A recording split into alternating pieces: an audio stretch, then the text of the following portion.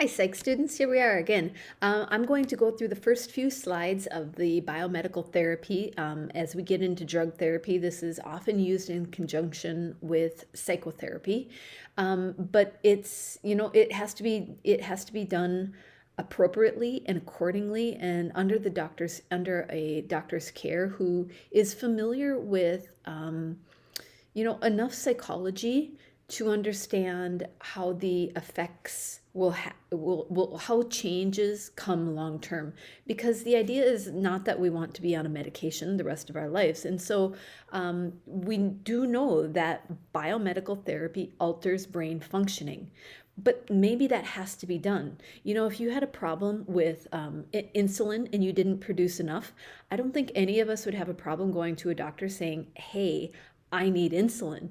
My body doesn't make enough.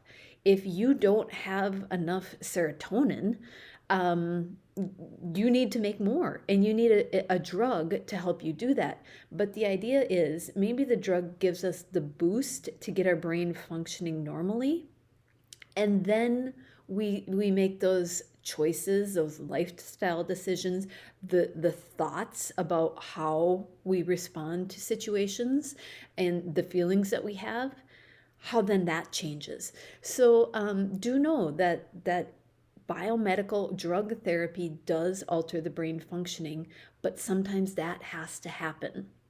There's a study. It's called psychopharmacology, and psychopharmacology is a fancy word of studying the effects of drugs on the brain, how this will affect the brain, on and the behavior, and how that behavior will be affected as well.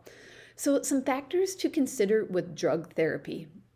First of all, we need to talk about the placebo effect. And, for those of you, I know in first period we were able to, and in fourth period we weren't able to, but there was a 60-minute segment that they looked at the effectiveness of antidepressants in people with mild and moderate depression. And they're saying there's not a lot of difference. And the placebo effect is saying that if you're taking a placebo, do you still feel better? And so sometimes we have to just look at that normal recovery rate. And we do see that in most people actually come out of their depressive episodes, which is, a really good thing. The normal recovery rate, I just have the expected recovery rate in patients, and depending on the severity, depends on the recovery rate. We know that people with mild and moderate depression, especially for instance, have much better success rates of leading very normal, typical lives without the use of biomedical therapy, without the use of chemicals to change their brain chemistry. And then we have to look at the spontaneous remission effect. Do you remember when we talked about Eisner? Eisner did the continuous dimension of trait theory. The spontaneous remission effect is that literally it goes away without any treatment. Now, Eisner was really talking about psychotherapy. He was talking about talk therapy. But the spontaneous remission effect says we have to prove that doing something is better than doing nothing.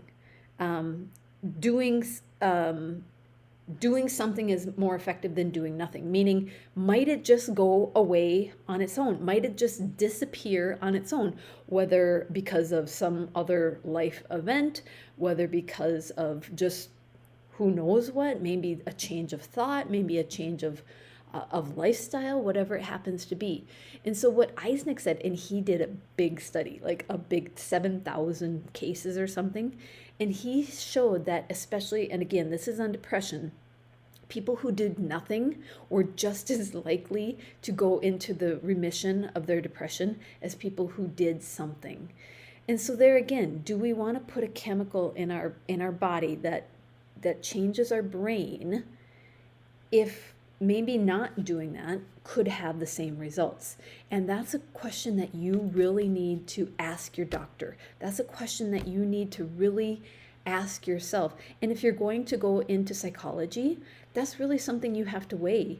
How to deliberately, but in a what's the word, like a professional manner, help people who need the help at that time, but don't let them continue on for a drug therapy for years when maybe that isn't actually what's helping them. So for the spontaneous remission effect, you have to prove that doing something is better than doing nothing. And sometimes people with, say, depression, for instance, the most common, you can be on a drug therapy and it doesn't actually change their depressive episodes. And so why would you keep taking the drug? Maybe something else has to happen. So those are just kind of things that I wanted to make you aware of right away.